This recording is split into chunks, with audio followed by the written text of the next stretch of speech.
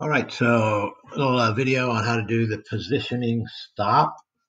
First of all, we finished up these two. You're going to open up this document. Of course, your name will be in here. We labeled the first part, the inclined support. Part two is spacer plate. So if you right-click on that, you can rename it to spacer plate. If you haven't done that, you need to do that now. You don't have to do it now, but it'll be done if you do it now. Okay, now we're going to start the third one. So the third one's called the positioning stop. It's another one that just has one thickness, so you just have to draw the object. So you should have that. It's on page 84 in your book. So we're going to do a sketch. We're going to do it on the same plane as all the other ones. We're going to start out here onto the right. So we'll just kind of draw the object here. We'll learn a couple new commands. Now, this thing, I can see it's 4, so I'm going to get it close to the size it's supposed to be at least. Doesn't have to be perfect at this point. Okay, that's a region. Now that I have got my object here, I'm going to make it bigger. Okay, so obviously this isn't right, is it?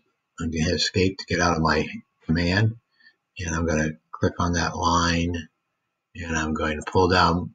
These are all the different constraints we can do. We want that one to be vertical. That one's horizontal. That one's horizontal. You see my vertical. So everything's good here. Now we can dimension some of these things. This is supposed to be 4.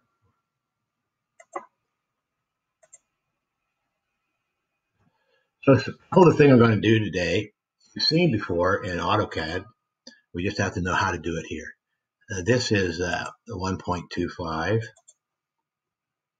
We're sketching, right? And that's what we did in AutoCAD with sketch. We just have to know where the tools are. This is 1.75.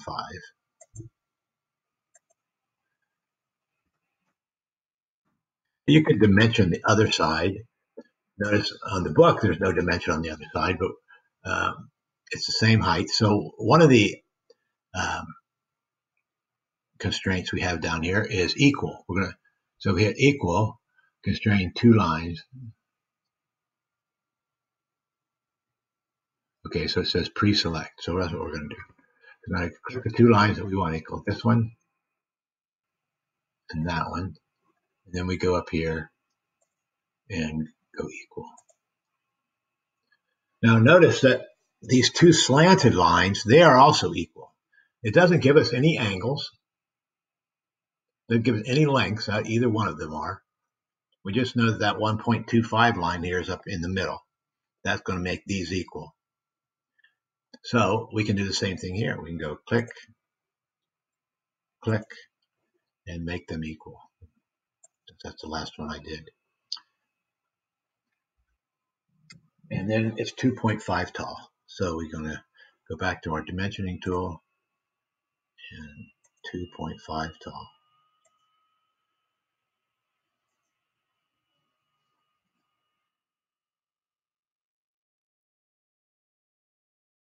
So just in review, some of you might still be catching up here. Once we dimension this and this and this, and you could do that too. Then these two you just make equal using the equal constraint, and you make these two equal. Because these are the same height, it has to divide the 2 spaces up equally. That'll be exactly in the middle. All right. Actually, I'm going to show you another little trick. I'm going back in that sketch. We can, instead of putting the holes in at the end, we can put them in. We can put them in the sketch, since this is just one thickness. I'm going to start with this hole here, and it is a diameter of 0.5.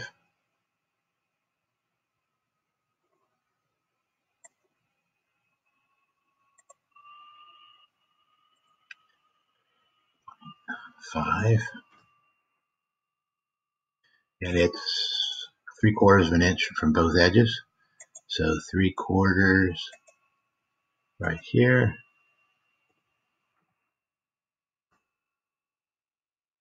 3/4 from the center to the bottom line.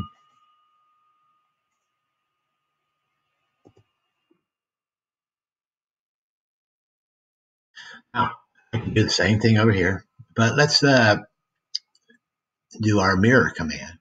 Mirroring in 2D, you have to mirror over a line. So we want to put a line in. You can start in this midpoint or this midpoint, doesn't matter.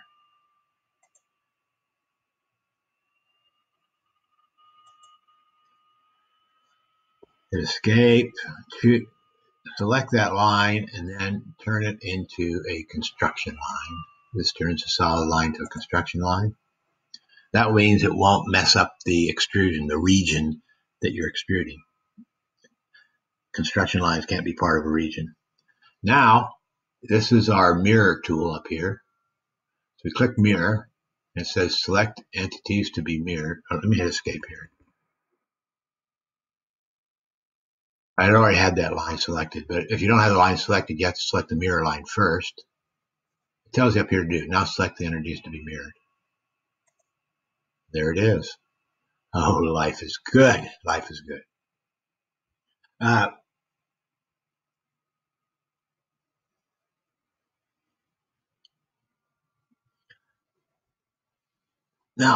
the good thing about this center line that we have here is notice the big circle in the middle. It tells us how far up it is, but it doesn't tell us how far right or left it is. We just have to assume it's centered. So that means it's going to be right on this line. So that's going to help us for that scenario as well. So I'm going to click that. I'm going to go like this. It's centered right and left. You just have to put the diameter on it, which is 1.25. And we have to tell it that it's 1 1/4 inch from the bottom.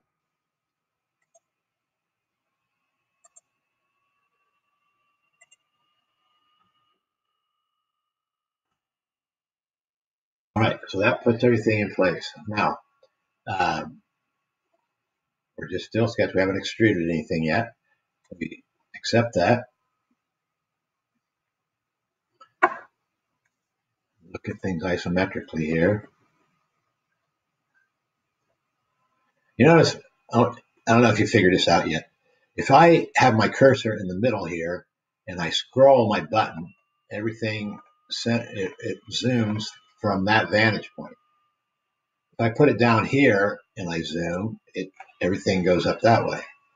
If I put it up here and I zoom, everything goes this way. You can kind of control what's on your screen by where you put your cursor when you zoom. Okay, so I want to extrude that. Now watch this. This is a little different. If I extrude this, it's new.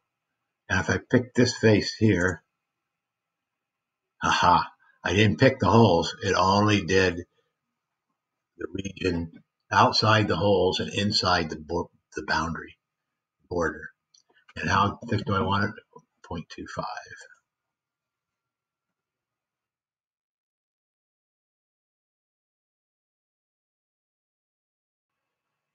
And there's that.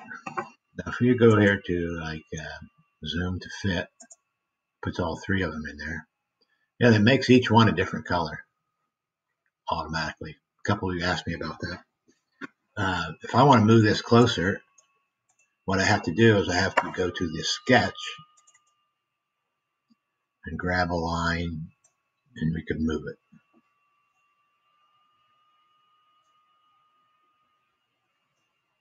The sketch has to be fully defined to do that. If you grab it and it makes it look different, that means you haven't put all the dimensions in that you need.